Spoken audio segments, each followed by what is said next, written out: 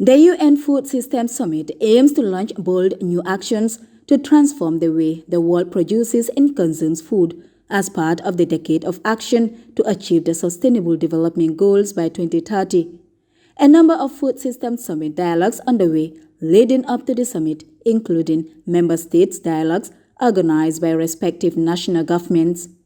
The outcomes of this will be used in developing pathways to sustainable food systems and a valuable contribution to the various work streams in preparing for the summit.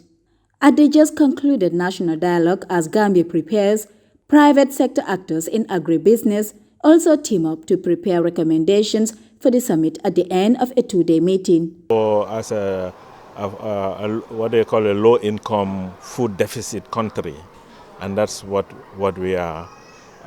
The second Sustainable Development Goal, which is SDG 2, which is to zero hunger goal, that's to end hunger, end malnutrition, double agricultural activity, have a sustainable food systems, and protecting our genetic resources. We are affected by all this, so we have to do something, and a plan, a roadmap, something that will lead us to overcoming all this food insecurity and malnutrition and low productivity. We have to overcome this. So we're interested as a country.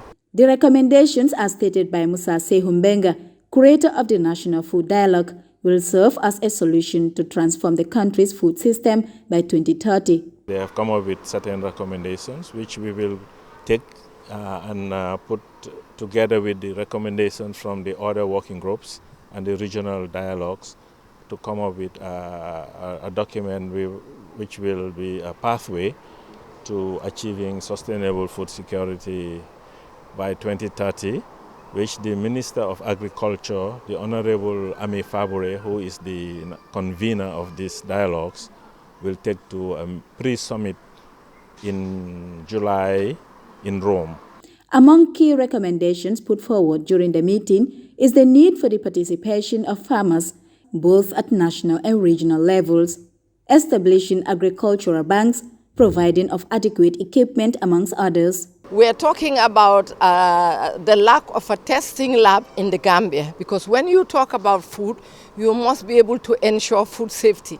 And how can you ensure the safety of our food if we don't have any lab where we can be testing the food? So that is very crucial for us.